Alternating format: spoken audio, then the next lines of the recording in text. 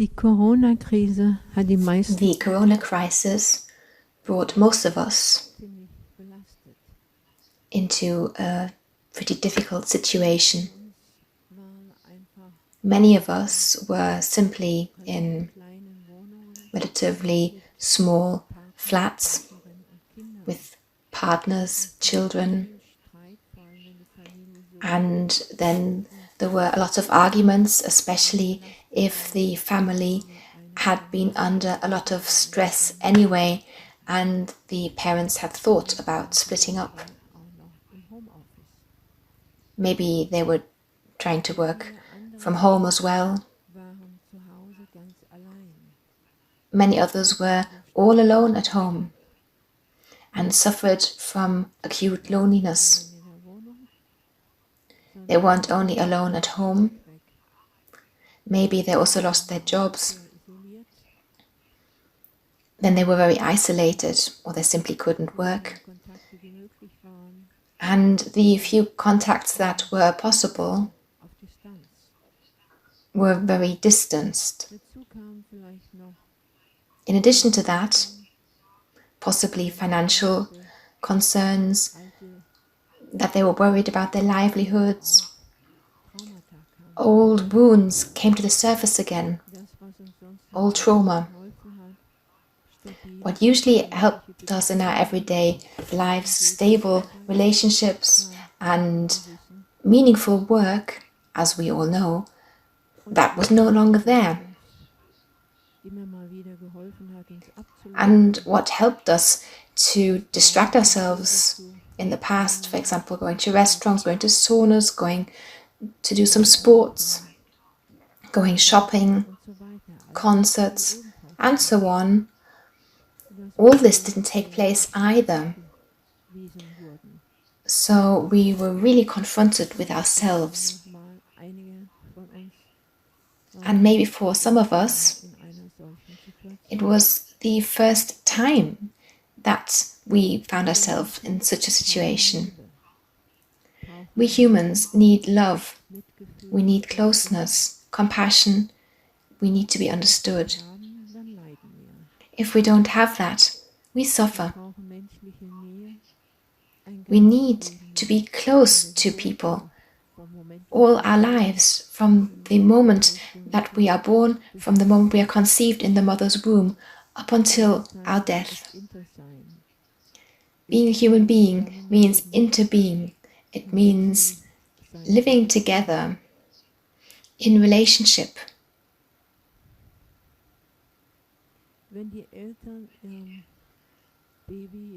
When parents, when it comes to their baby, their young child, if they show their child love, if they look after it, if it wakes up at night, if they embrace it tenderly, if they're there for the child, if it hurts itself, if it's angry, if it falls, if parents show understanding to their child, and of course play with their child and share happiness with the child, there is almost nothing more beautiful than a loving mother holding her baby, beaming at her baby, and speaking to her baby in baby language. And the baby is gurgling with happiness. That is so beautiful. These are things that are essential for the child. A child needs this type of secure attachment. This will help the child throughout his or her life to be a healthy human being, a happy human being for an entire lifetime.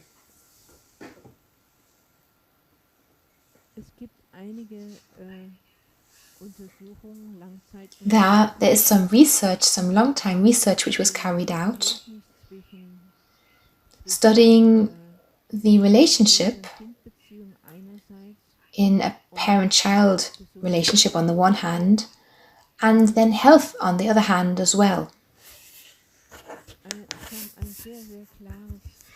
And there was a very clear finding here. Yes, the parent-child relationship has a huge impact on our health. So some long-term studies, with that I mean studies that went on for about 30-40 years, and mostly 18 to 35 was the age span that was covered by these long-term studies. And in these studies, in this research, researchers found out that people who have a happy childhood later on in life have good health, whereas people who had difficulties with their parents are 2 to 5 times more likely to become ill or die prematurely. And with illnesses here, I mean serious diseases such as cancer and coronary diseases, heart attacks, for example.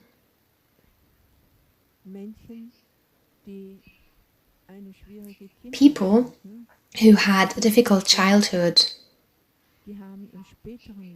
later on in life also have difficult relationships with other people, with their partners, with their colleagues, with whoever.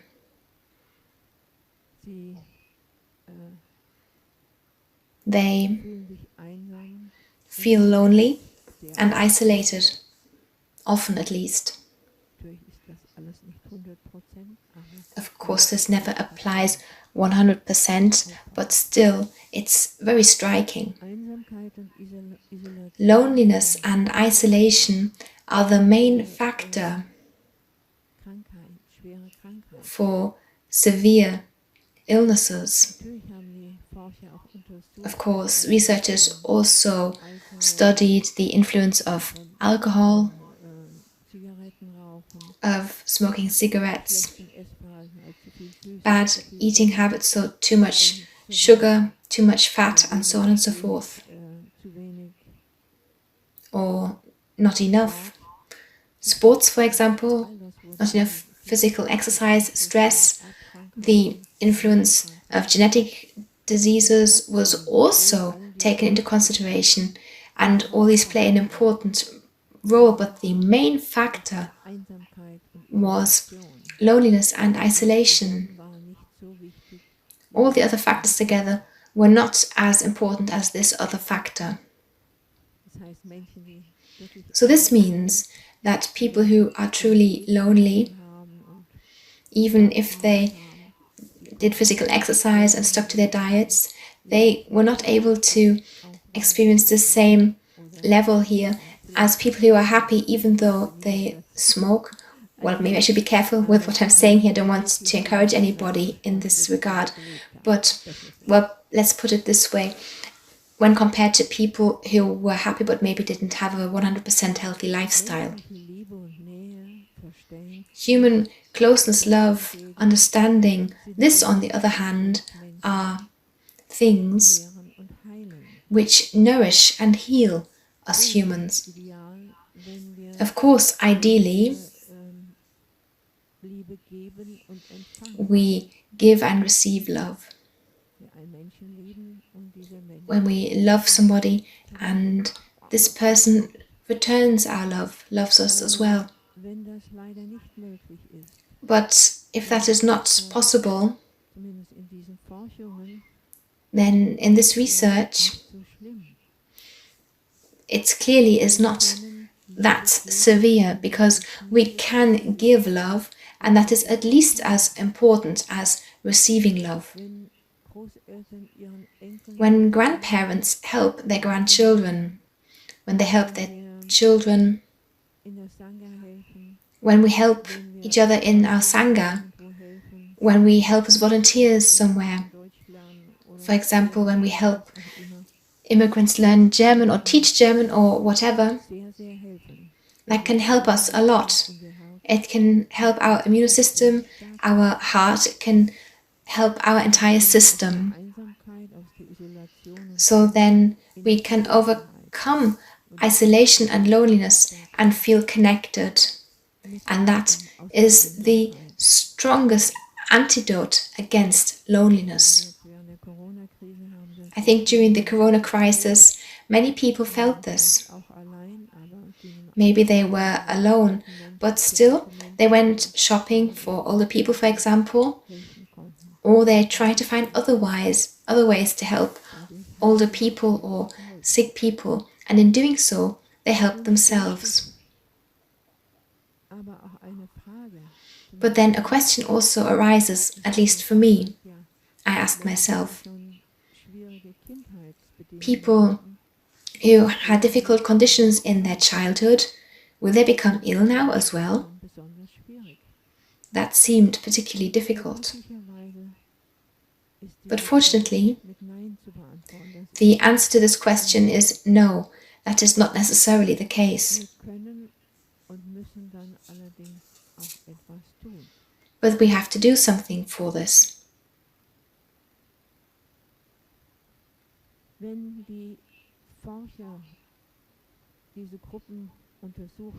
When researchers studied these groups, and the research reports that they published were really big books, basically, because of course when a big group of people for 40 years' time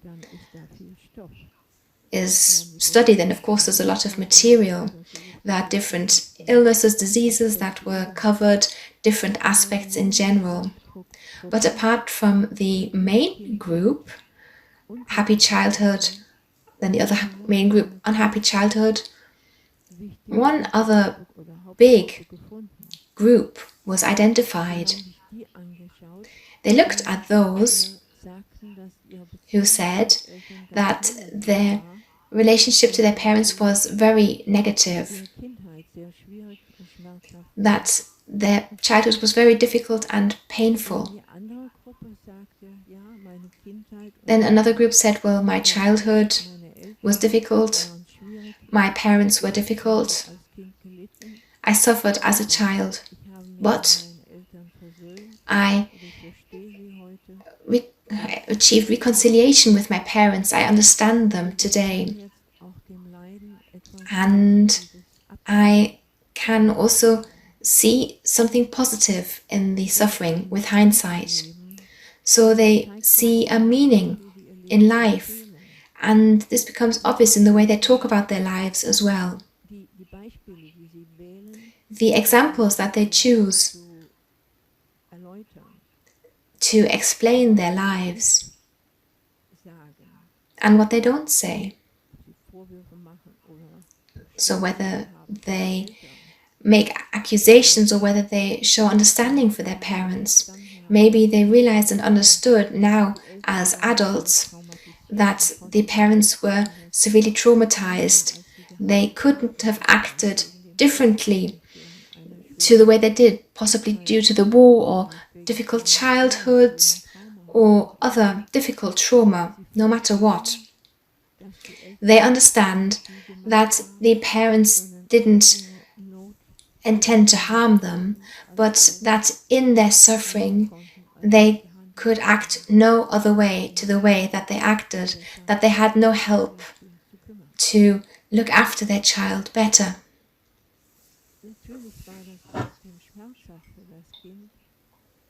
Of course, it was still painful for the child, but this accusation, feeling like they are the victim, this is not the case. They see that these conditions were part of their lives. They don't say, these were my parents, they treated me so badly. They just say, this was part of the condition of my life. And if they see meaning in it, then maybe because of the trauma of the difficult childhood, they then found their practice, God, nature. Maybe they found a good therapy, that the suffering forced them to find a way that would help them, so that they didn't just sit there and say, I'm not doing well. They suffered so much that they said, I have to do something. That can be a therapy, it can be a practice, it can be a loving person who was there for the child. and was then very helpful. Yes. So post-traumatic stress is something that they suffered. Possibly they still suffer from this today. But at the same time, they experience post-traumatic growth, the strength that they received, and a relatively stable, not only from a wisdom point of view and enjoying life. That's something that they also learned after their new path that they embarked on.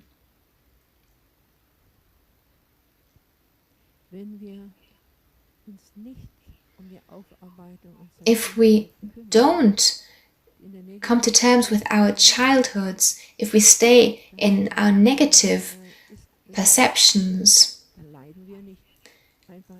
then we don't just suffer from our negative emotions that cause diseases. Moreover, the same suffering, the same difficulties with attachment that we had with our mother, we pass that on to our own children. Because attachment behavior is not hereditary. This is something that is practiced and learnt from mothers, experienced in relationship with the first person of contact, and that can be changed later on by our points of view.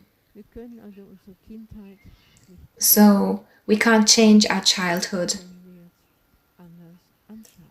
but we can look at our childhood differently. In Buddhism, we talk about wrong perceptions. We say that all our perceptions are incorrect perceptions because they are tainted by our feelings, our childhood stories, our life stories, all our judgments, rejection, feeling that we are victims, and so on. And only if we are very mindful and have a regular deep mindfulness practice, only then are our perceptions neutral. Only then does our perception correspond to the object of our perception. And with perception, we don't only mean our senses, taste, tactile sense, hearing, and so on and so forth, but also the ideas that we generate in our minds of people or things, in this case of our parents. We think the parents are A, B, C, and we judge them because of our pain, because of what we experienced as children.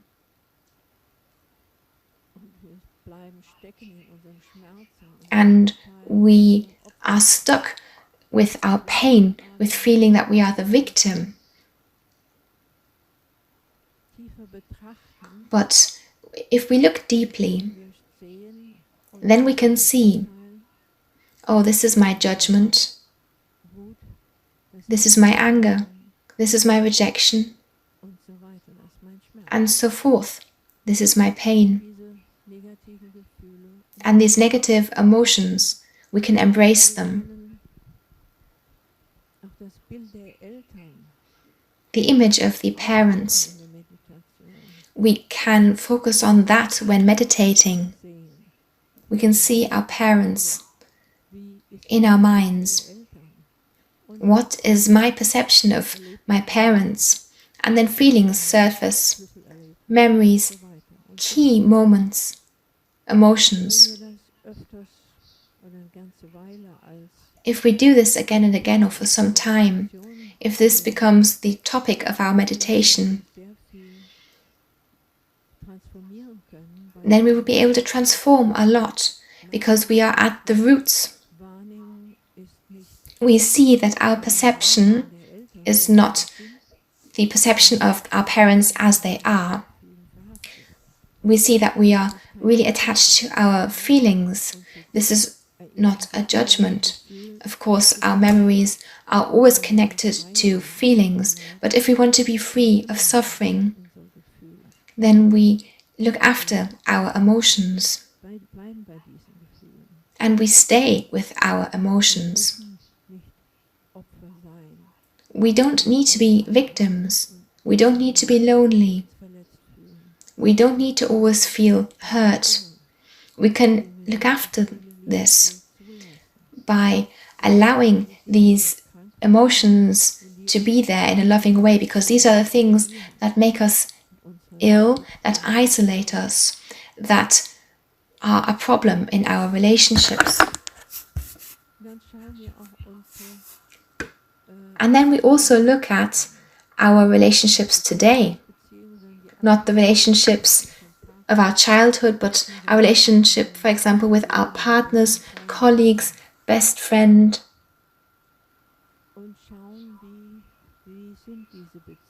We take a look at our relationships and look at them. What are they like?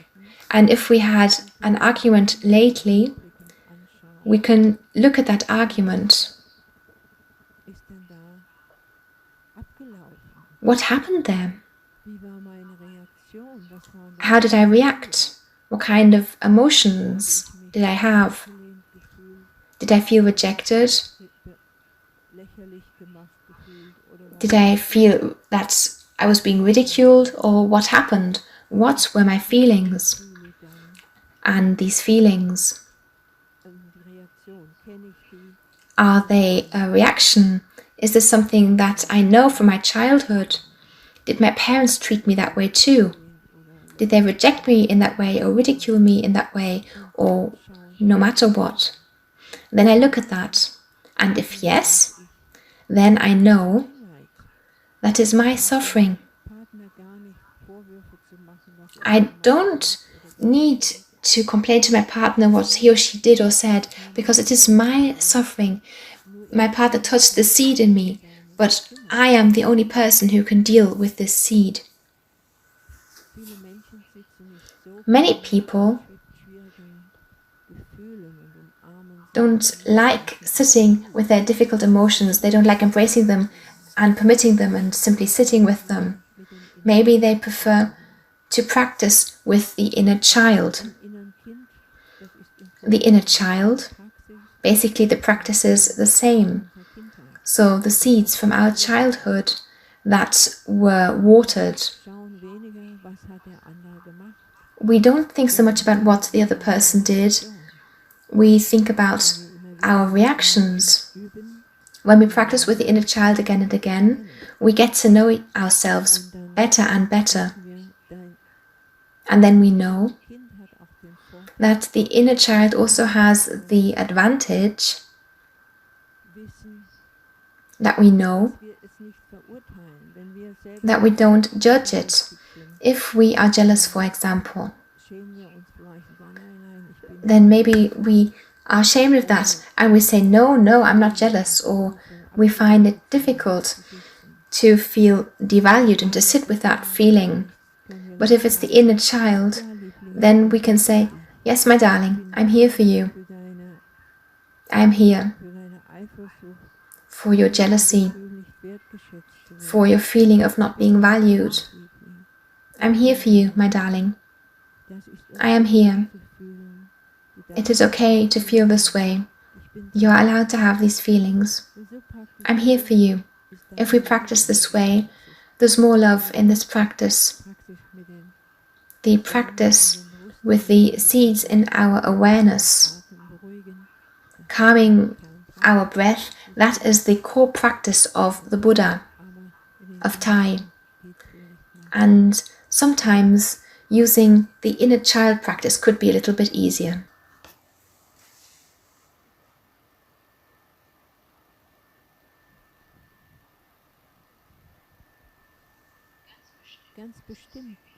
It's definitely important for us to look at our childhood story and our relationships. It helps us understand ourselves. It helps us to understand what's going on in our lives, whether we live alone, whether we are married and have 5 children. All relationships aside, let us look at a very important question. What is my relationship with myself like? Often, it is not very good. Over time, we have lost touch with ourselves. We have lost ourselves. We hardly feel our loneliness because we are so focused on the outside world. We seek distraction. We seek fulfillment for our wishes. We try to calm our fears. We try to distract ourselves from our fears by doing things that distract us. Watching a film, talking to people, going shopping, and so on. All those things that we were not able to do in times of Corona. So let's return to ourselves. And then we feel in this situation that we reject ourselves, that we have lost ourselves. We return to the here and now, to our body and mind. In meditation, we feel.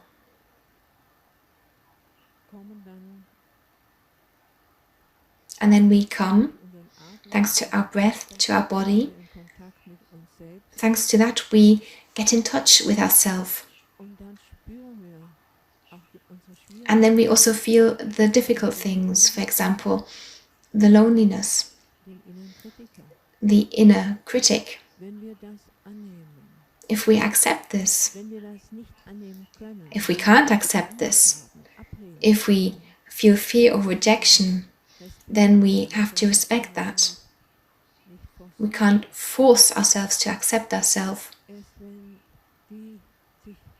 Only when these have calmed the rejection, the inner opposition, only then can we really sit with our loneliness and hold it with loving care. And then the pain also slowly becomes less. We accept whatever is there. We accept it lovingly. We aren't trying to achieve anything. We aren't trying to get anywhere. We just want to be in touch with ourselves and feel what is, be it positive, neutral, or negative. Just being there for ourselves. In Buddhism, we then talk about radical acceptance. Accepting what is, just leaving it be, letting it rest. The Dominican monk and mystic Meister Eckhart in the 13th century said something very similar, even though he phrased it a bit differently. He said, focus your attention on yourself. Focus it inward, and where you find yourself, leave it.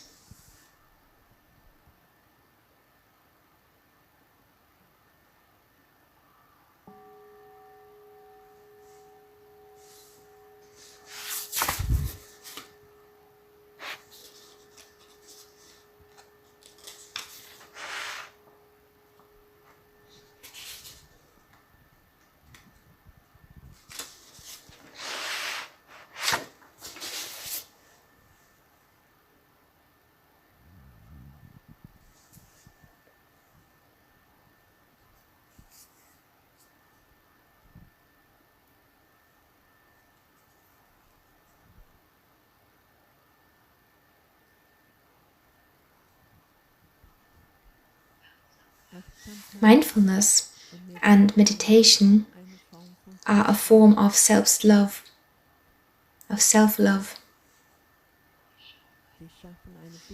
They create an attachment to ourselves. With regular mindfulness,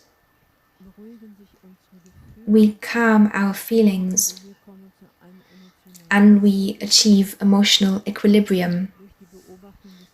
By observing our breathing, we are in contact with our body, which we usually don't really feel unless we are in pain, or we are overworked, or we've done too much exercise, because then we feel pain.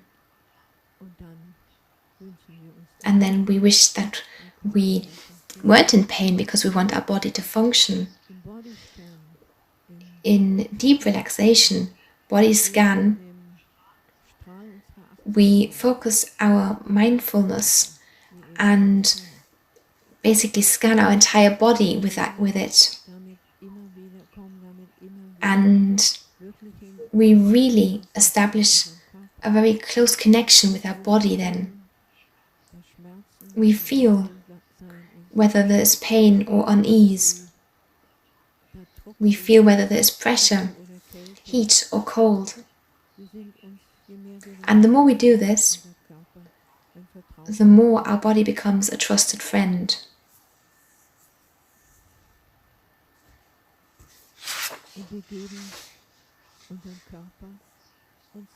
And we feel our body, because our body is connected to our other sensations that also belong to our feelings and emotions. For example, anger. Anger can mean that there's a fast heartbeat and a feeling of warmth, or for example, fear can feel cold and rigid, and there's a sense of excitement when we're happy. We can feel all this in our body. We need to understand our own body and mind. Only then can we understand other people. Dealing with our own emotions, not being strangers to ourselves, this is the precondition to have a good, deep connection with other people, so that we can then deal with their emotions. And this means that we overcome our wrong perceptions more and more. Our judgments, ideas regarding how things should be, our concepts. I don't have to be different to what I am. My body does not have to be different to the way it is. My health does not have to be different to the way it is. I am there with what is.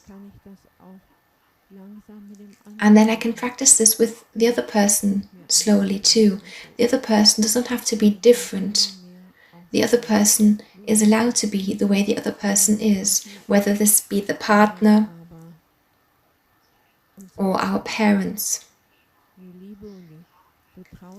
The love and connection with our body and mind are the precondition for love and closeness with other people, or at least a good precondition. Of course, I don't want to say that other people don't have that.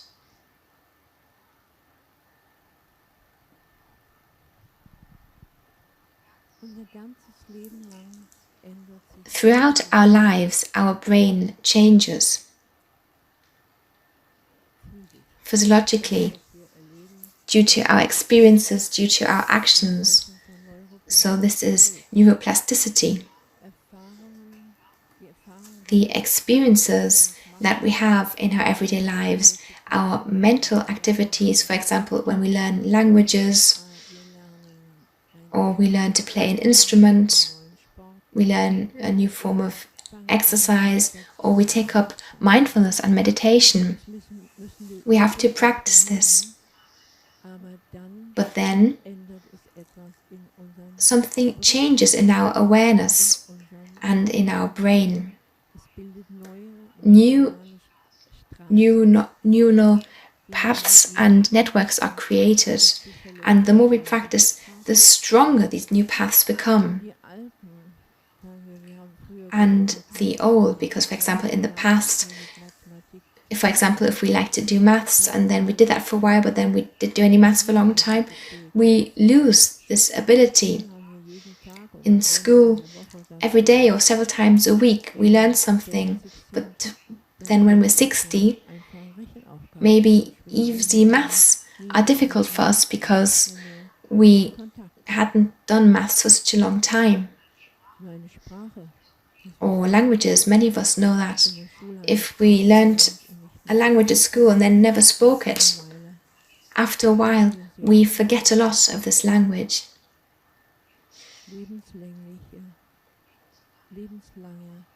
So that's lifelong neuroplasticity. What is used, what is practiced, becomes strong. What is not used, what is not practiced, becomes weak.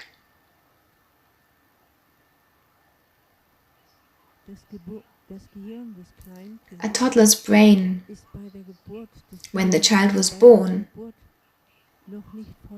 is not fully developed. A child's brain is developed in relationship with the person to whom the child relates most closely, mostly a parent. So, attachment, positive, negative attachment experiences,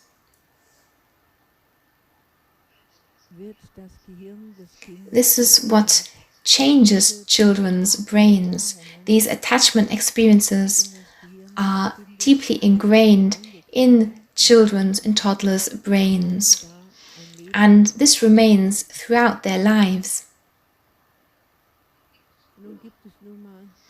So there are different attachment disorders.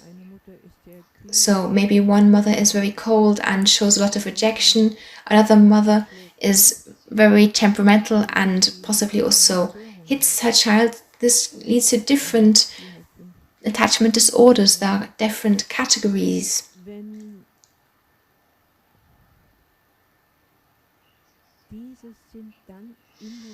And this is then stored in the child's brain. Not in any way, but the child's brain as a toddler, but also later on as an adult. There's a physiological imprint because of this psychological attachment experience, depending on what the attachment disorder was, in this case, in the child's brain and the child's life.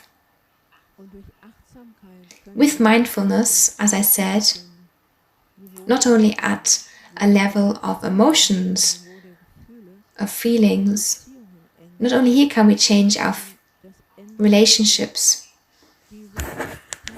These deeply ingrained neurological paths and these deeply ingrained attachment disorders in our brains, which are visible for experts because experts know what type of attachment disorder goes with what type of brain activity. And for people who had good relationships and secure attachment in their brains, they see a strong prefrontal cortex. People who meditate a lot, no matter what kind of relationships they had in their childhood, develop this strong middle prefrontal area, prefrontal cortex as well. So this means that mindfulness heals on an emotional and physiological level. And there are these changes to the brain that we can detect.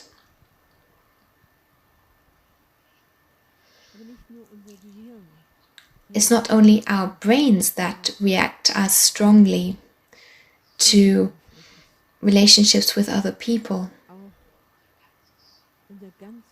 Our entire physiological and intellectual system reacts to this very strongly. Love and compassion, closeness strengthen our system, and hatred, anger, animosity, loneliness in particular weaken our system.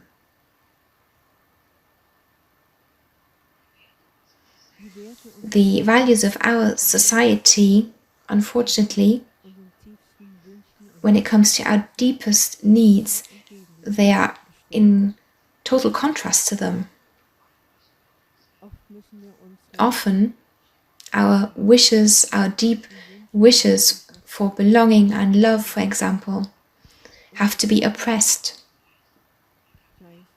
because of our careers or because work in our life, in the place where we are, is so difficult.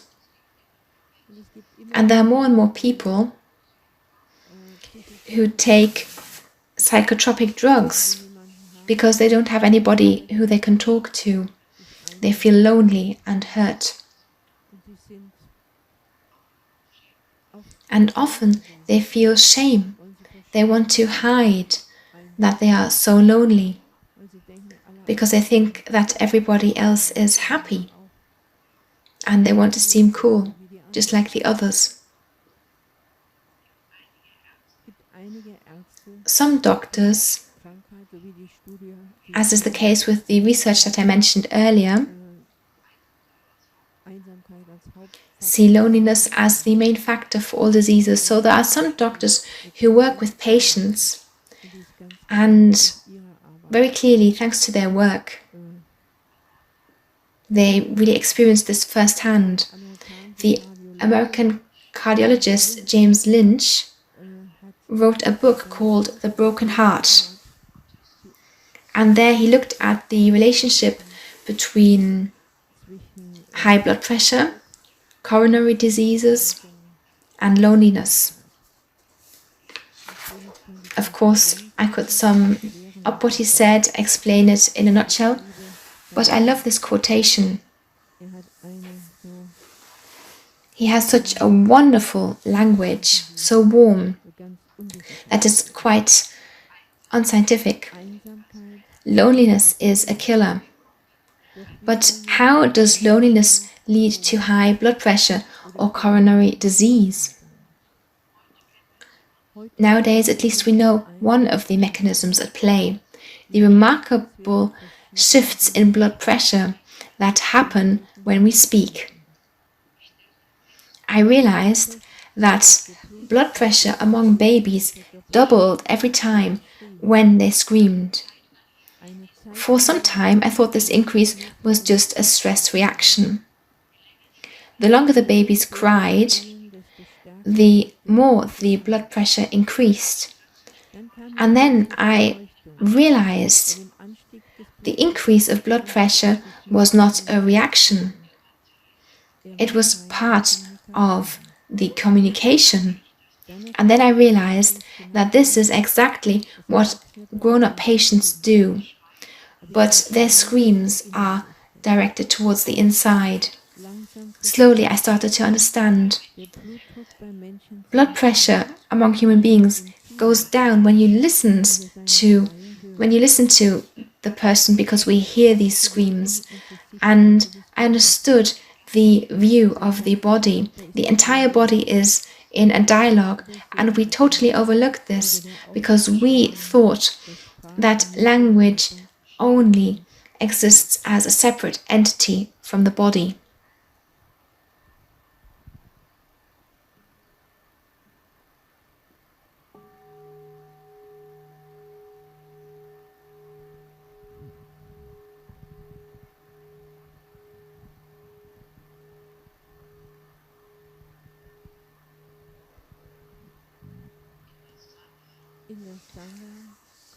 In our Sangha, this form of deep healing listening is something we can experience in our Dharma sharing. Our Sangha is a place where we do not have to hide. We don't have to erect any walls of protection so that others don't see our vulnerability and our weakness. We can say things here that we never expressed elsewhere beforehand because we feel shame or guilt, because we simply cannot bring ourselves to say these things. It is so bad. But if we see and hear how others talk of their suffering, then we see that we are not the only ones who suffer. We see the suffering as part of being humans. And we see, because we listen ourselves and because it is given to us, that there's deep listening without judgment. Nobody answers to what we say. It is held by the mindfulness and the open hearts of the Sangha, and that is very healing. Maybe until this point, we always thought that we had to do something special to be accepted. And now we see we are good the way we are. And this deep acceptance as humans, with our difficulties, with our vulnerabilities, also our hurt. When we experience this,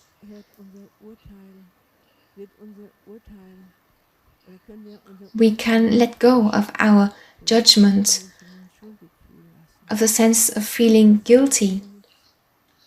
That helps us, and that helps us accept ourselves. We see, yes, this is good. I am the way I am, and I'm allowed to be myself with my weakness, with my vulnerability. The Sangha and these people can embrace this, and they heal me in doing so that I can embrace myself too, so that I can accept myself the way I am. Thank you.